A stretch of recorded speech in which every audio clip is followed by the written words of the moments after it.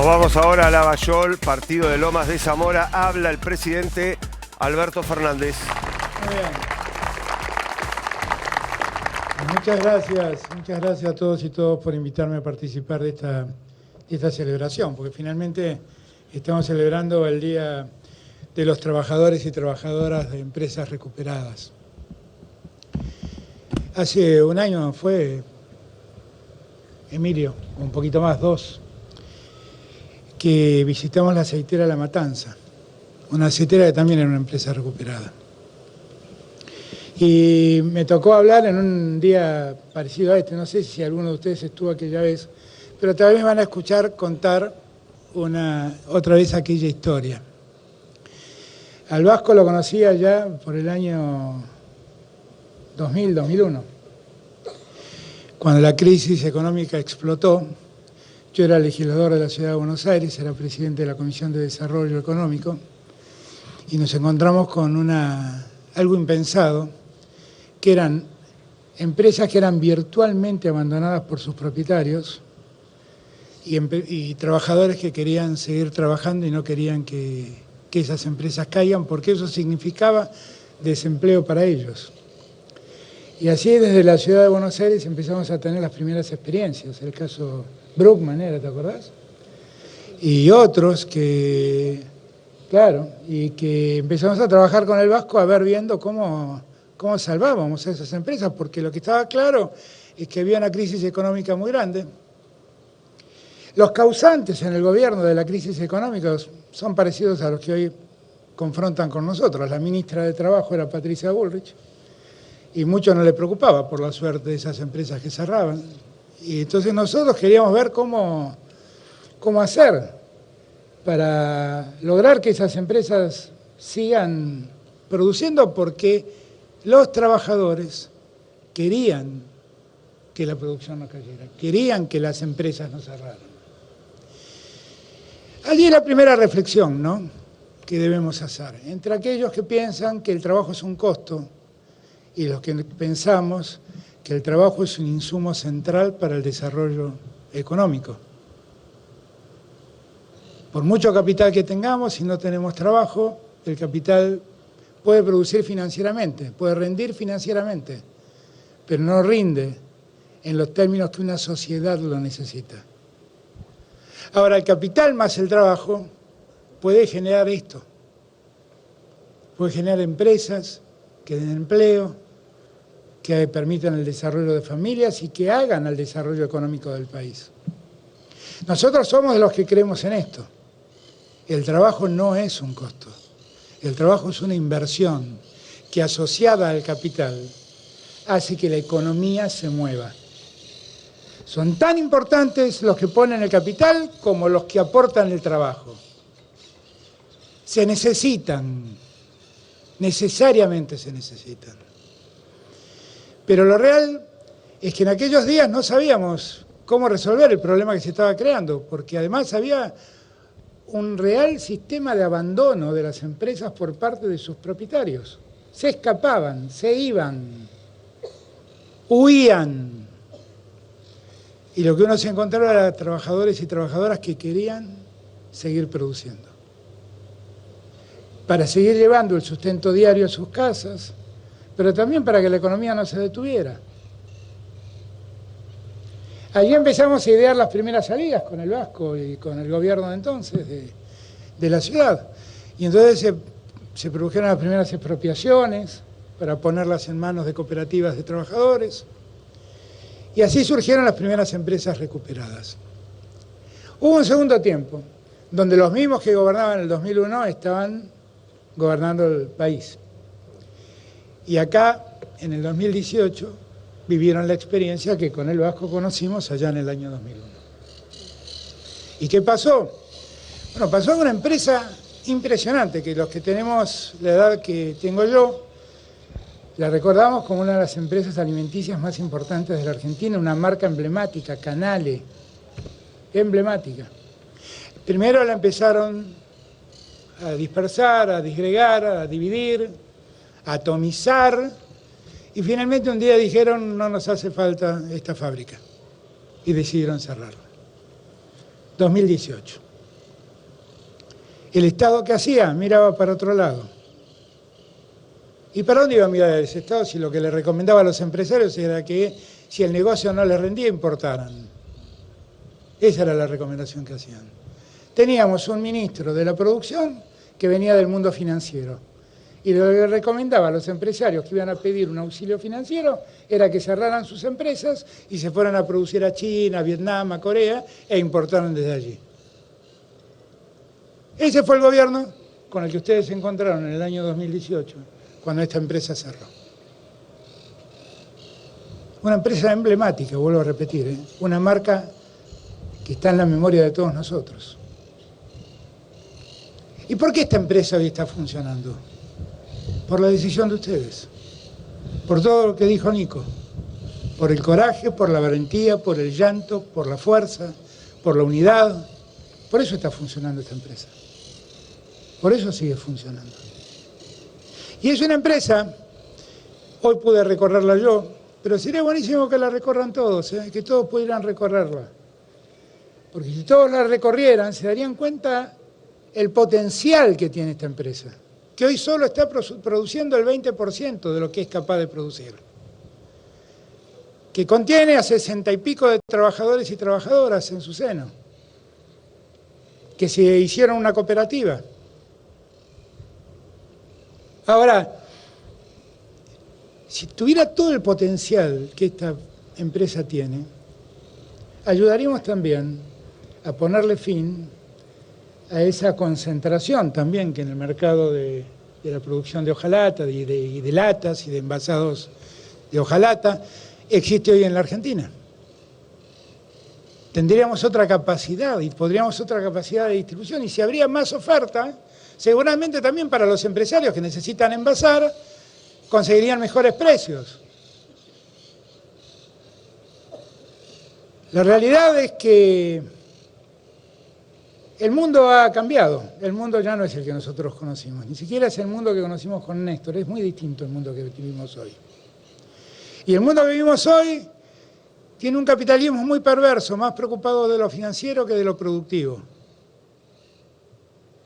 Y el mejor capitalismo fue el capitalismo que estaba preocupado por producir, porque era un capitalismo que servía a la comunidad, porque daba empleo.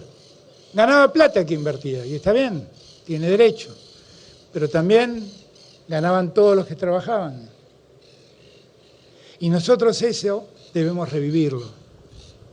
Ahora, también es cierto que la forma en que involucionó el capitalismo, no evolucionó, involucionó el capitalismo, ha hecho nacer una nueva forma de economía, que es esto que algunos llamamos economía popular, y que no es una coyuntura, ha venido para quedarse, ha venido para quedarse. Y por lo tanto lo que nosotros tenemos que hacer, primero, es darle un marco de reconocimiento a esa economía popular, y dos, darle un marco de protección a los que trabajan en la economía popular, porque son trabajadores. Que el imperio de las circunstancias han hecho que debieran nuclearse en cooperativas para poder sostener sus puestos de trabajo, pero son trabajadores y tienen que tener los mismos derechos de todo el que trabaja. Por eso cuando el Vasco me hacía el reclamo por las jubilaciones, yo pensaba, tiene razón el Vasco. Son gente que trabaja, ¿por qué no van a tener los mismos derechos jubilatorios que tiene aquel que trabaja en relación de dependencia? Veamos cómo lo resolvemos, porque también tenemos situaciones difíciles. No les quiero contar mis penurias desde que llegué al gobierno, porque cada día me aparece una nueva y ya quisiera que paren las maldiciones que me han mandado, porque han sido muchas, ¿no? Heredar a Macri, agarrar una pandemia, transitar una guerra y soportar una sequía, ya está, más cosas no me pueden pasar. Por lo tanto, lo que creo que debemos hacer es ver cómo encaramos el futuro, que además es un futuro muy promisorio para la Argentina, muy promisorio, porque la Argentina tiene un potencial enorme de desarrollo para adelante, porque el mundo dice que necesita lo que nosotros somos capaces de producir. Necesitamos energía, tenemos el litio, tenemos el gas. Necesitamos minerales, tenemos oro, cobre, plata. Necesitamos energías limpias, tenemos hidrógeno verde. Necesitamos alimentos, tenemos alimentos. Pero bien decía el Vasco, todo eso, en verdad sería bueno que dejemos de pensar en que somos un país agrícola ganadero y dejemos de pensar que estamos condenados a ser, en el mejor de los casos, como alguien dijo no hace mucho tiempo atrás, el supermercado del mundo. Y pasar a ser lo que alguna vez Perón soñó hacer con la Argentina, un país industrializado. No pasó hace 500 años, ¿eh?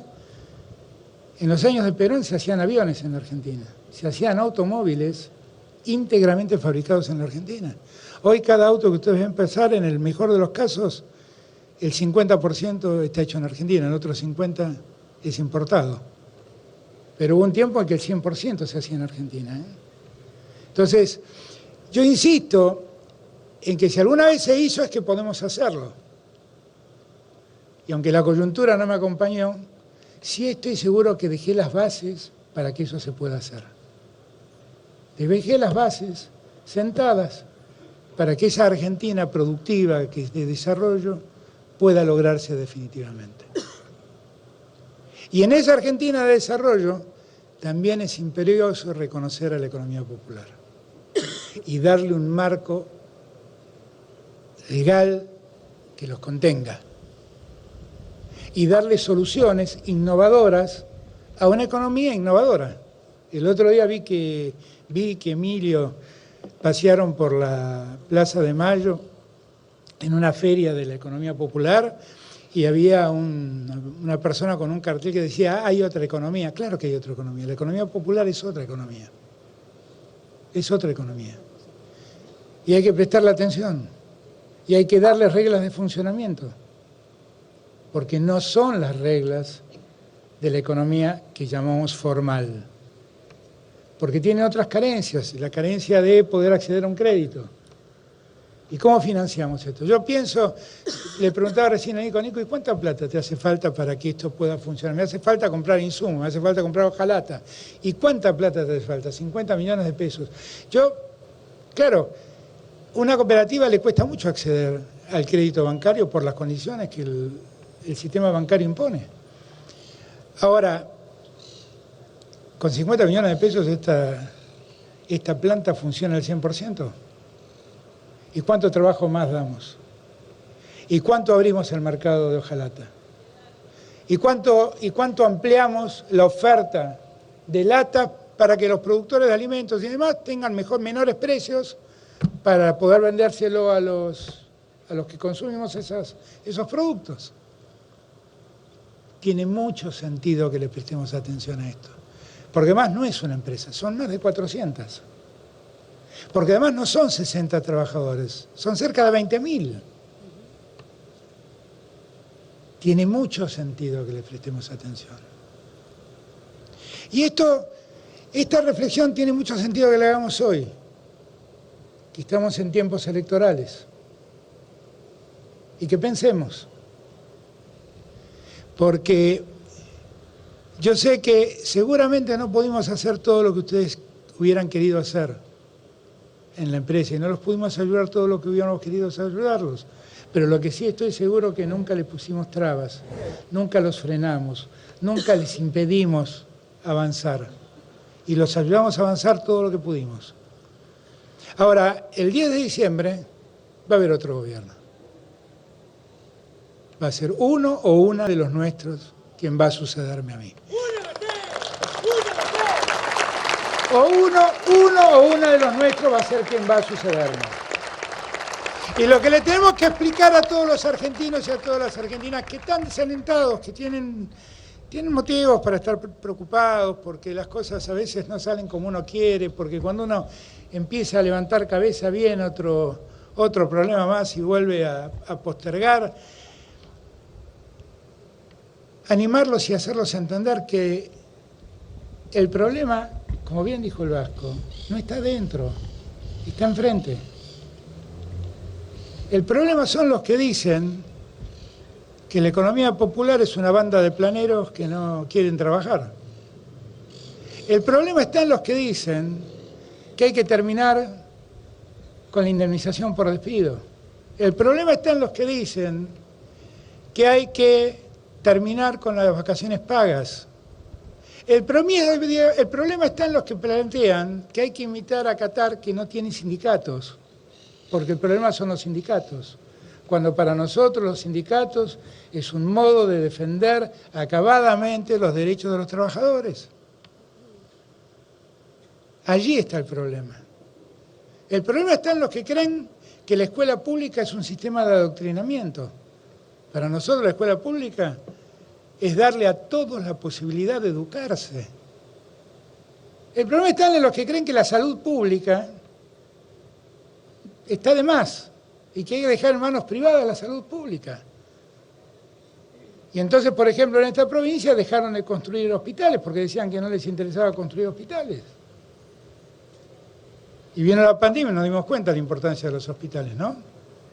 Y nos dimos cuenta del valor de nuestro hospital público, de nuestros médicos, de nuestras médicas, de nuestros enfermeros, de nuestras enfermeras. Ahí descubrimos lo que vale la salud pública, ¿no? Yo siempre, cuando me paro en este punto, les hago la misma reflexión. Miren, lamentablemente la pandemia se llevó la vida de 130.000 argentinos. Lo que nadie dice es que en la Argentina se enfermaron 11 millones de argentinos y argentinas. 10.870.000 personas se salvaron por la atención que recibieron en cada hospital público por los médicos, por las médicas, los terapistas, los kinesiólogos, las kinesiólogas, los enfermeros, las enfermeras. Y ahí no cuento los que se salvaron por la vacuna, ¿eh? Hablo de los que se enfermaron efectivamente. Frente a los que dicen que el Estado está de más, he escuchado decir que debemos estatizar las calles, privatizar las calles de las ciudades. ¿Ustedes se imaginan pagando peaje para andar por la Juan B. Justo o pagando peaje para entrar a la Avenida Corrientes? Dicen estas barbaridades. Y como gracias a Dios tengo la tranquilidad de haber dado libertad de prensa absoluta en la Argentina, tienen posibilidad de decirlas. No ejercen la libertad de prensa, abusan de la libertad de prensa. Pero dicen estas barrabasadas. Y lo que tenemos que decirle a nuestros vecinos, vecinas, a cada argentino y a cada argentina, por favor no volvamos al tiempo, no le entreguemos el poder al que para resolver los problemas de la Argentina le sacó el 13% del ingreso a los jubilados. No le entreguemos el poder a ellos. No le entreguemos el poder a los que manejaban el PAMI cuando Favaloro se suicidó. No le entreguemos el poder a ellos, ¿eh? No le entreguemos el poder a un irresponsable que habla de libertad cuando en verdad, y habla de cambiar el sistema cuando en verdad es el mayor defensor del sistema desigual en el que vivimos. Y dejemos de pelearnos entre nosotros, compañeros y compañeras, porque nosotros somos lo mismo. Somos hijos de Perón y de Evita. Sabemos qué intereses defendemos. Sabemos de qué lado pararnos.